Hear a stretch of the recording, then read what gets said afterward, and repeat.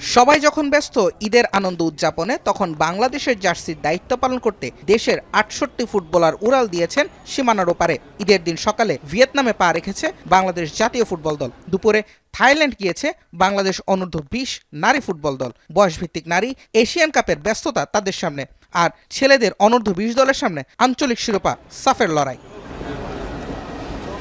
জাতীয় দলের সামনে ২৬ মার্চ প্রতিপক্ষ ভিয়েতনাম, আর ৩১ মার্চ এশিয়ান কাপ বাছাইয়ে থাকছে সিঙ্গাপুরের বিপক্ষে ম্যাচ। কার্যত নিয়ম রক্ষার ম্যাচ হলেও জাতীয় দলের হ্যাভিয়ার ক্যাব্রেরো অধ্যায় শেষ হতে পারে এই দুই ম্যাচ দিয়েই।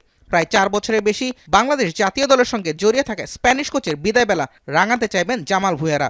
সঙ্গে দুটো ম্যাচে ইতিবাচক ফলাফল র্যাঙ্কিংয়ে এগিয়ে দিতে পারে লাল সবুজের প্রতিনিধিদের। ফলে পুরো দলই বাড়তি সতর্ক এই ম্যাচগুলোকে কেন্দ্র করে। নিজেদের সবটাই মাঠে উজাড় করে দিতে চান হামজা জামাল, সৌমিত্রা। প্লেয়াররা এই রাত জেগে থাকাটা তাদের জন্য খুবই কষ্টকর হয়েছে।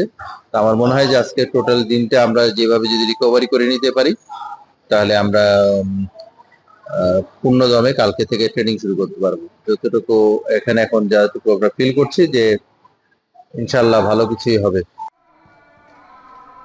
মূল এশিয়ান কাপে ভালো করা হয়নি বাংলাদেশের মেয়েদের। এবারে মিশন অনূর্ধ্ব-২০ এশিয়ান কাপের। দলের অধিনায়ক আফিদা খন্দকার প্রত্যাশা করেছেন থাইল্যান্ড থেকে ভালো কিছু নিয়ে ফেরার। আমাদের প্রস্তুতি আলহামদুলিল্লাহ অনেক ভালো। অস্ট্রেলিয়া মিশন শেষ করে এসে এবার থাইল্যান্ডের মিশন শুরু হবে আমাদের। সবাইকে ঈদ মোবারক। ধন্যবাদ।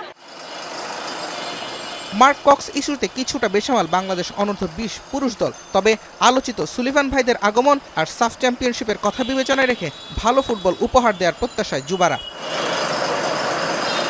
আগামী ২৪ তারিখ সাফ দিয়ে যাত্রা শুরু হবে বাংলাদেশ ফুটবলের ব্যস্ত সময়ের। ঈদ আনন্দের মাত্রা বাড়াতে দেশের এই ৩ দলের দিকে তাকিয়ে ফুটবল ভক্তরা।